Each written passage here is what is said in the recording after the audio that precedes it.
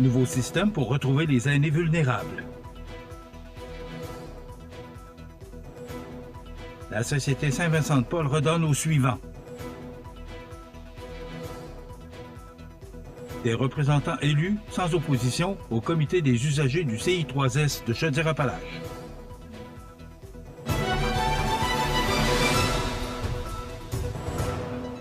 Mardi 24 février 2026. Bonjour mesdames et messieurs et bienvenue à votre bulletin d'actualité sur le réseau de télévision CMA TV. Le gouvernement du Québec déploie officiellement l'alerte Silver. À l'échelle provinciale, un nouveau mécanisme destiné à retrouver plus rapidement les personnes aînées vulnérables portées disparues. Cette mesure vise particulièrement les personnes âgées de 65 ans et plus vivant avec un trouble neurocognitif majeur comme la maladie d'Alzheimer et dont la sécurité pourrait être menacée lors d'une disparition.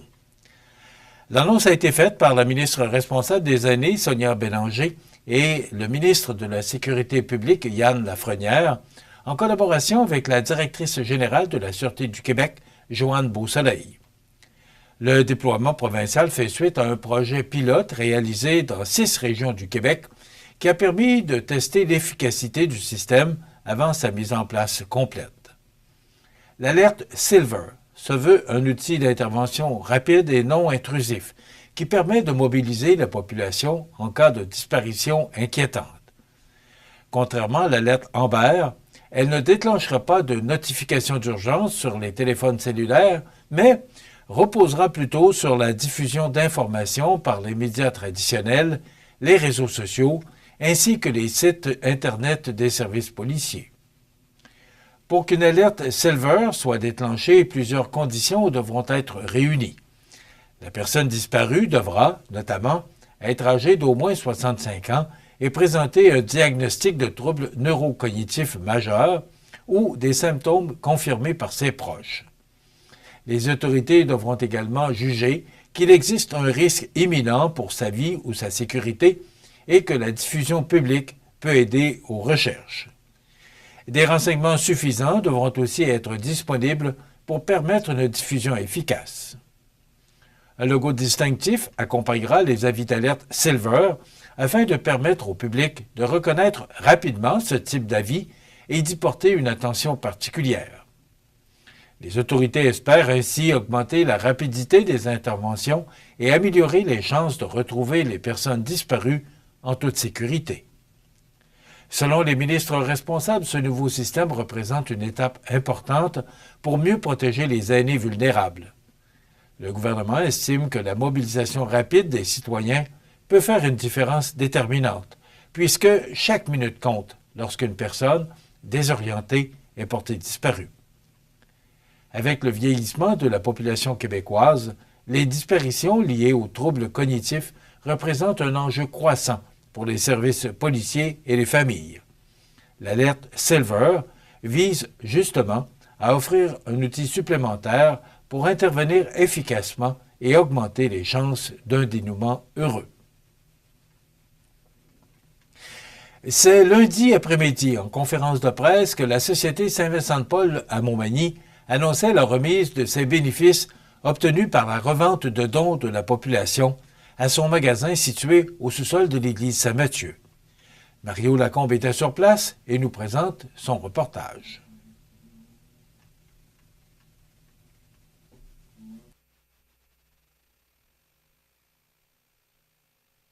La Société Saint-Vincent-de-Paul de Montmagny est un organisme qui gère une friperie-comptoir au sous-sol de l'église Saint-Mathieu. Cette friperie-comptoir est remplie d'articles divers pour se loger, se vêtir, jouets, livres, etc. Tous ces objets sont vendus à très bas prix et malgré tout, nous obtenons des bénéfices que nous voulons redonner à différents organismes de la région. Madame Lucie Lachance, présidente de la Société Saint-Vincent-de-Paul de Montmagny, nous en explique le fonctionnement. Donc, c'est ça, on reçoit les dons ici de la population, on fait du triage, on les remet en vente. La vente est ouverte à tout le monde. Ça, c'est important que les gens savent ça. Souvent, les gens pensent que c'est vraiment pour les plus démunis, mais c'est pas juste les plus démunis. N'importe qui peut venir acheter n'importe quel article à la Saint-Vincent-de-Paul. Puis, au fur et à mesure, c'est ça, Au départ, quand on a repris le flambeau là, de Mme Bernier, on faisait directement de l'aide alimentaire aux gens. Puis, on s'est aperçu parfois qu'il y avait du dédoublement. Donc, pour faciliter toute cette gestion-là, on a décidé en équipe de remettre une grande partie de nos dons à l'aide alimentaire. Pour eux, ça leur facilite vraiment la tâche d'avoir ce 25 000-là qui rentre à chaque année, mais c'est plutôt 1 000 $ à chaque mois pour les 2 organismes, mais qui leur permet d'acheter parfois, exemple, les pâtes sont en spécial, bien pour eux, ils peuvent le planifier puis le remettre directement. L'objectif de 80 000 $ pour cette année a été atteint pour la répartition des sommes amassées, outre l'aide alimentaire. Madame Lachance nous explique de quelle manière le reste de l'argent amassé a été réparti.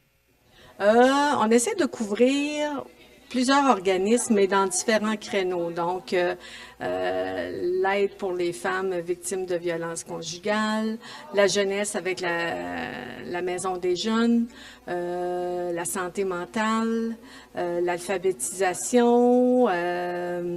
C'est ça, là, différents organismes pour pas être, mettons, dans un seul créneau.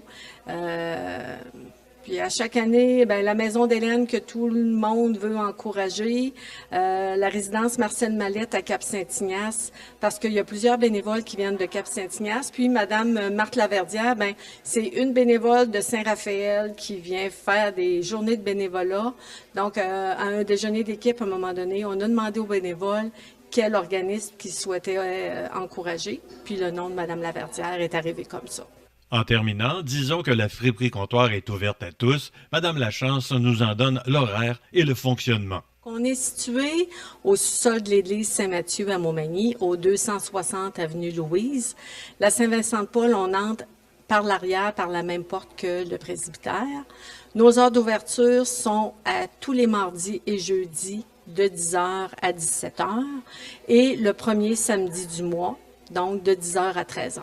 Puis, bientôt, le premier samedi d'avril, donc la même fin de semaine de Pâques, le 4 avril, on va avoir le changement de saison.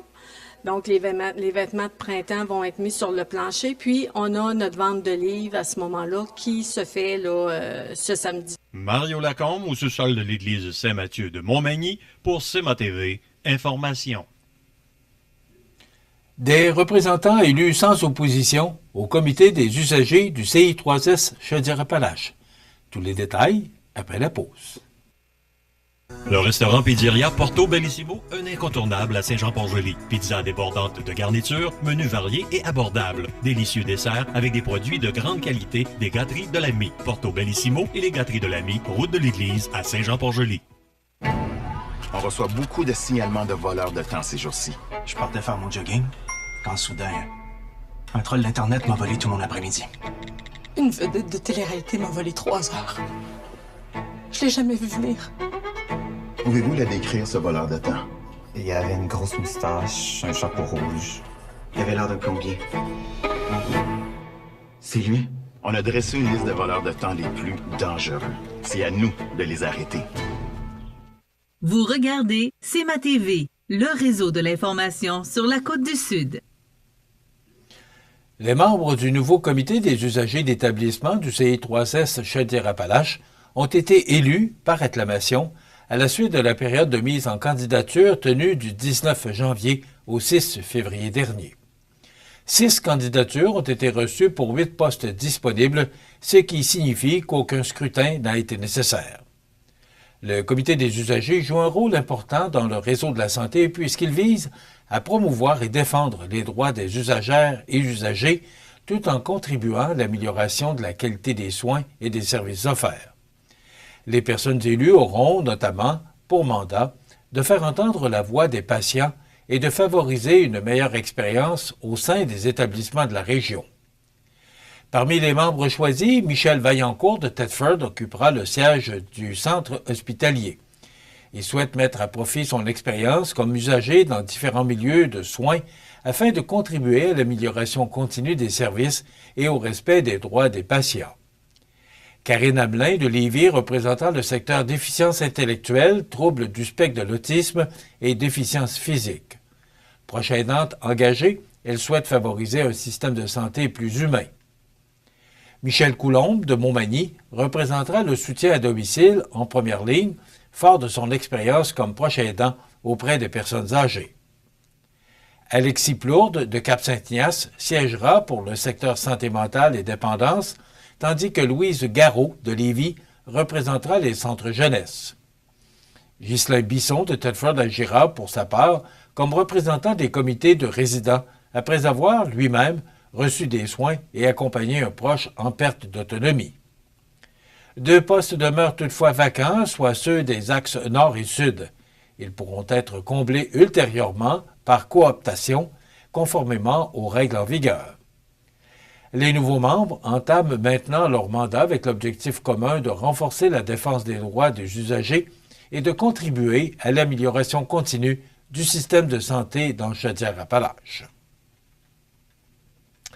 Enfin, sur la scène culturelle, le groupe musical manimontois de Wild Palominos poursuit sa lancée musicale avec la sortie de Feel the Heat, un nouvel extrait dévoilé le 20 février dernier, en attendant la parution d'un album complet prévu à l'automne prochain. Formé de Félix Guimond, Olivier Tanguay et Jérémy Boulay, le trio propose un style country traditionnel, teinté d'une production moderne et d'un esprit à la fois libre et romantique. Cette nouvelle chanson succède à Earth of Mine, lancée en octobre dernier, et confirme l'identité musicale du groupe originaire de la région. Avec sa mélodie accrocheuse, Feel the Heat évoque l'ambiance chaleureuse des fins de soirée, où les regards se croisent et où une complicité s'installe naturellement. La pièce transporte l'auditeur sous les néons jusqu'au dernier appel, dans une atmosphère où tout semble possible. Ce nouvel extrait marque une étape importante pour le groupe de Wild Palominos, qui continue de se tailler une place sur la scène country québécoise en vue de la sortie de son prochain album.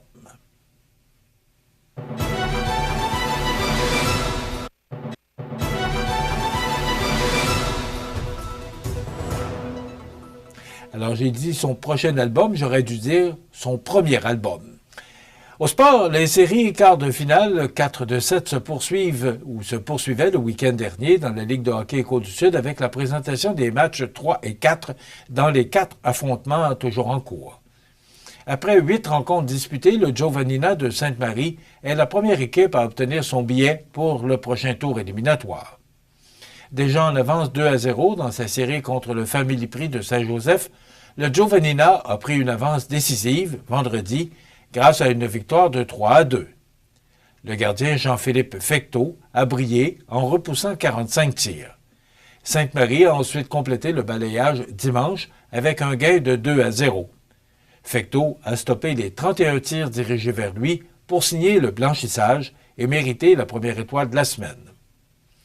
Dans la série entre les Mercenaires de Lotbinière et les Hunters de Saint-Prosper, les deux équipes sont toujours à égalité 2-2. Lotbinière a d'abord pris les devants grâce à une victoire convaincante de 9-1 menée par Jason Pitt et les 4 buts.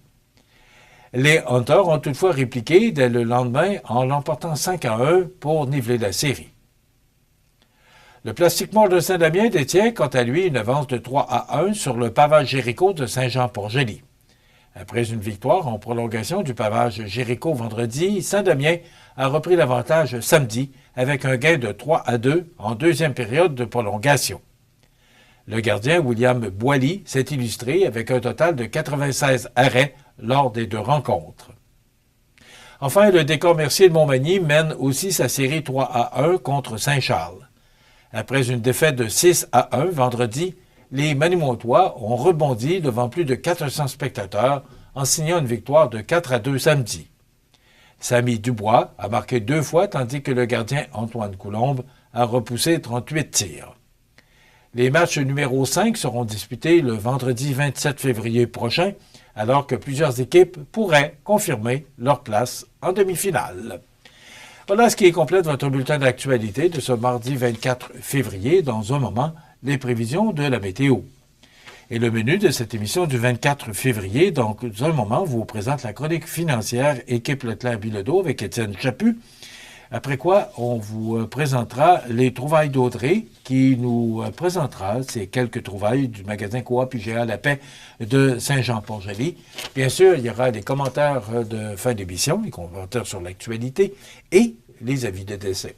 Voilà, c'est le menu de cette émission du 24 février. Je vous souhaite donc une excellente émission à notre antenne.